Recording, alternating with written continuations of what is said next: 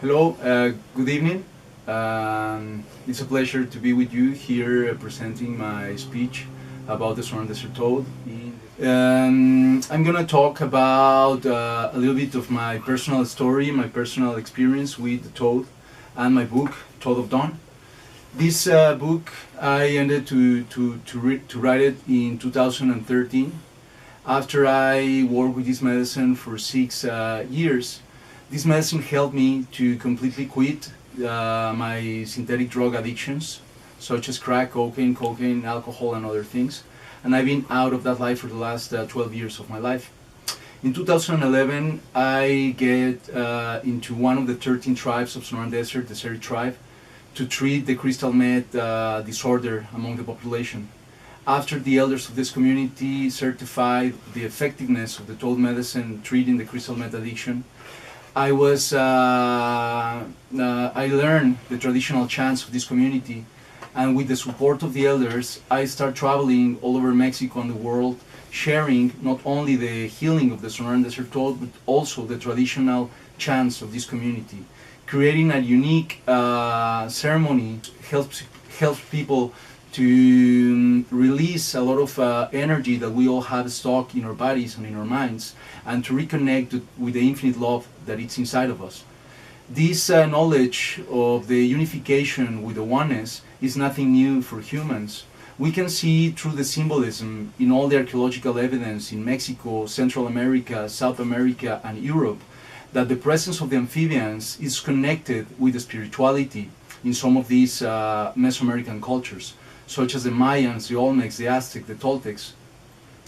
Through my compilation and my visit to many museums, and after talking with archaeologists and sharing the medicine with them, I had the opportunity to travel to some of these archaeological sites and to see on first hand some of these objects. One of the objects that called for my attention was the toad sculpture that is in Veracruz, in Coajilote.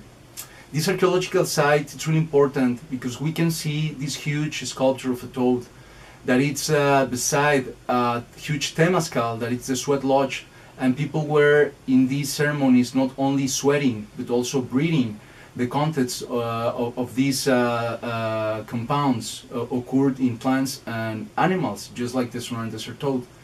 For many years, authors and archaeologists proposed that the only candidate possible for being the character exhibited in this art is the Sonoran Desert toad, Buphus alvarius, and not the Buphus marinus.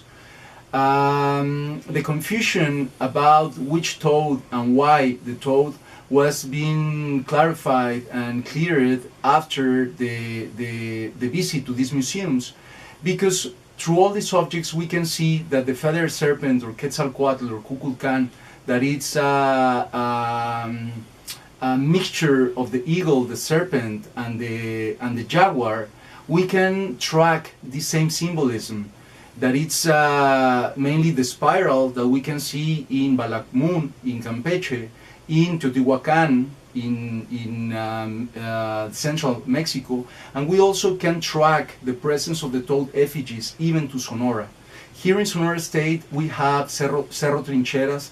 There is an archaeological site, and in this place the archaeologists recently unburied some skeletons, and some of the jewelry that these skeletons are wearing are toad effigies. So these same toad effigies that we can find here in Sonora, we can track them to Ohio, Mississippi, to Canada, all over Mexico, to Colombia, Costa Rica, Peru, Venezuela. I mean, the knowledge of the toad for people in the past, before the conquer of the New World, was spread all over the Americas. And this connection with this medicine was completely lost because of the Inquisition. And none of the tribes of the desert remember in recent times the usage of this toad. But now, after going to the communities and talking with the elders from the Yaqui community, from the Seri community, we know that also the toad and the amphibians was really important for them in the past. And the presence of this golden being that brought the knowledge and the wisdom to people is not only in the Aztec legends, but it's also in the Seri legends. So it's really easy for me to connect the effect of this medicine in 21st century after sharing this medicine with 7,000 people in more than 30 different countries, and to see that it doesn't matter which character people thinks that we are. We are more than just a physical body. We are more than just our thoughts, and we are our feelings and our emotions. And after anyone can be reconnected with the infinite love, people will understand why all these cultures were talking about this sacredness hidden in nature. And for me, it's a priority to make people understand the necessity to respect nature, to don't take these toads away from the desert, to don't have these toads in captivity, because this is a unique species, only lives in Sonora Desert. The natural cycle of life is being 10 months buried under the ground, only come out every rainy season to reproduce and feed. And this is the moment when we can go and harvest this medicine to free those toads again, so the next year we can have the same opportunity to get that medicine. And if we start to deplete the numbers of the toads in the near future, this can be another extincted species in the planet. That can be really a tragedy. But also I do believe that there is enough medicine in Sonoran Desert for having a worldwide project, healing people and also giving a break to the Amazonian jungle. Because for harvesting the toad medicine, we don't need to chop any tree. We don't need to wait for 10 or 15 years for these trees to be grown. The medicine is already there. That's why I don't believe that creating or producing any kind of synthetic substance in a lab will make life better or easier for humans and the planet.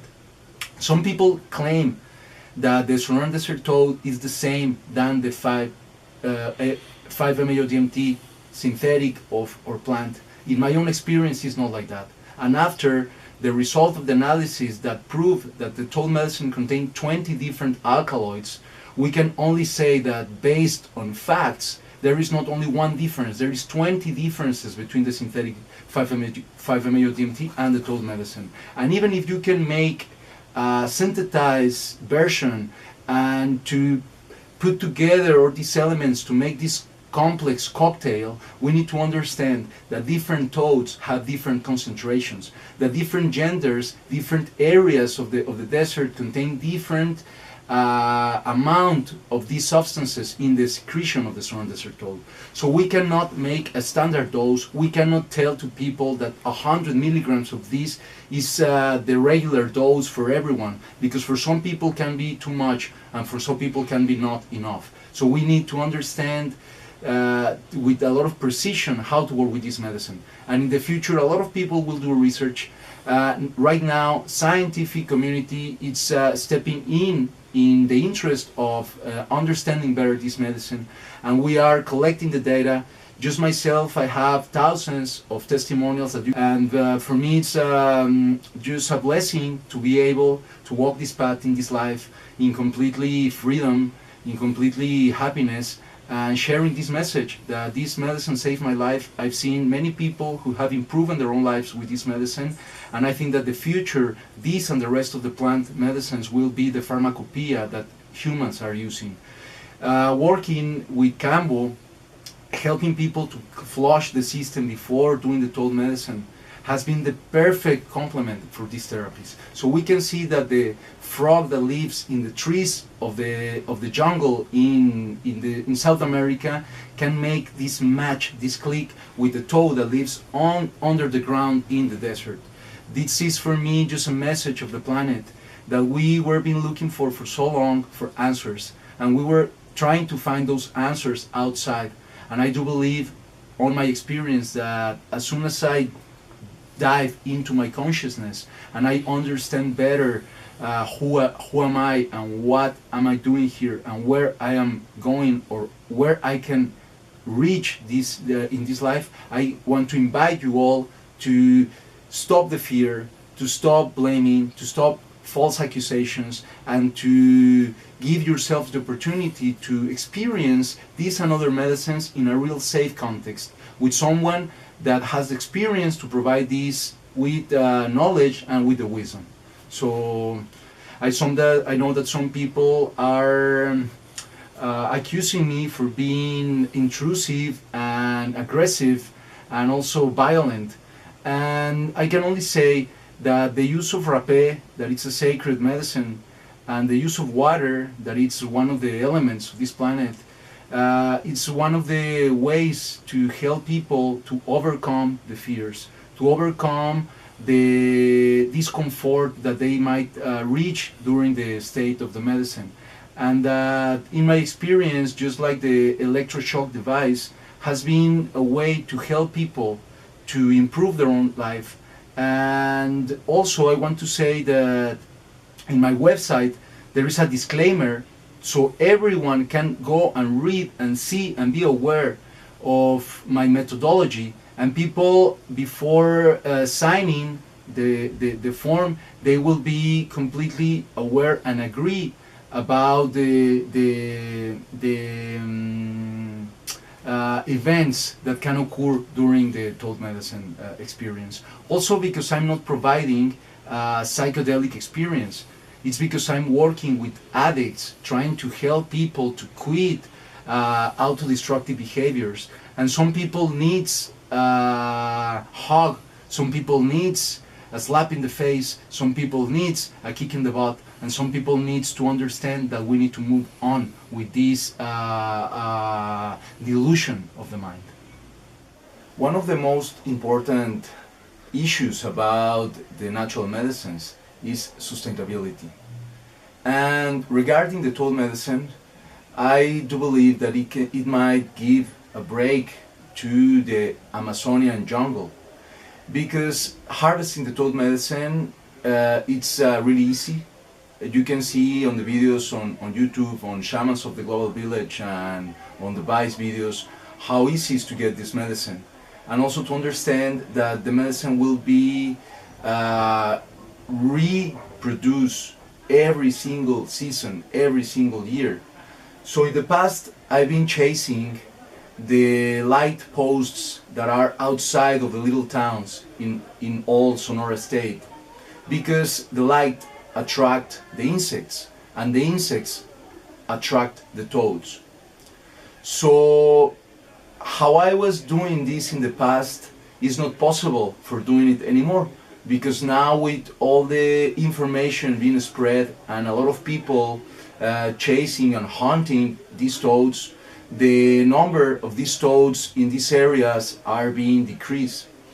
And the depletion of these numbers of toads is not a menace yet for the total number of toads and also for the amount of medicine that exists in the Sonora Desert, but it will make impossible for people just to go and collect medicine for doing the work that I did in the past. I mean, sharing this with hundreds of thousands of people. But if we understand that it's possible to spread lights in some large areas of Sonora Desert, and this will attract the insects and the insects will attract the toads, then we can know for sure that we can have access to large amounts of this medicine. And after the rainy season is over, we can just shoot off those lights and wait until the next year. So this it's a proposal, an idea to people to finally gather together and work as a team, because there is only one Sonoran Desert, and all the competition between the practitioners trying to get more medicine, and even worse, creating a black market in Sonora Desert, because some of the native communities who had access to this medicine in recent times, some of them don't know about the medicine. Some of them are just seeing a profit that they can do with these toads and this medicine. And when some of the Western people come with euros or dollars to try to buy this medicine to them. Some of these people are shifting from being fishermen to being hunters to being toad collectors. Some of them with no any ethics about it, because some guys, because of the ignorance, are coming to the desert to buy the toads, to take the toads away, and that's the only risk for this medicine. If we understand the importance of this medicine and we let the toads alone in the desert and we just go and take this medicine, protecting the toads in an organized way, I do believe that not only humans and the toads and the desert, but also the planet have another hope and another opportunity to be better. Also, to understand that natural versus synthetic. I'm not against the use of any kind of synthetic substance. I've been a drug user my whole life. But I do understand the differences between one thing and another thing because of my own experience and because I've been seeing this and working with people for many years. So there is this discussion about, is the same the synthetic 5-MeO-DMT or the extracts of 5-MeO-DMT as the toad medicine? Do they provide the same experience? And in my opinion, it's not. It's different.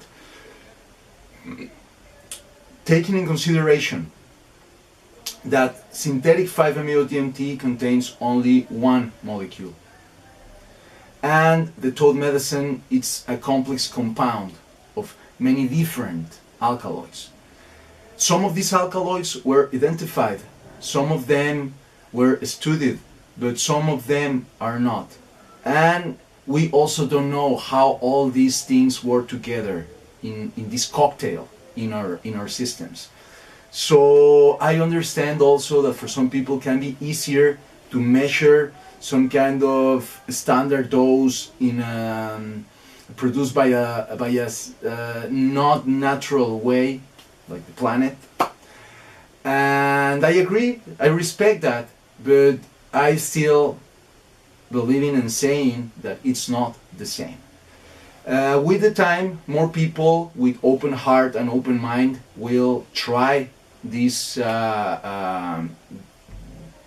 different ways to achieve a state, and it's not only about the state induced by the substance, but it's also about the after effects about the substance. And the reconnection, reactivation of these states after the ingestion of these substances are different comparing the toad medicine with the synthetic 5-MeO-DMT. I'm not the only one saying it, there is many people saying it, and there is only a few guys who are completely I don't know, denying the differences between these two compounds. And I think that science is making clear that there is not only one, but 20 differences between 5-MeO-DMT synthetic and the toad medicine.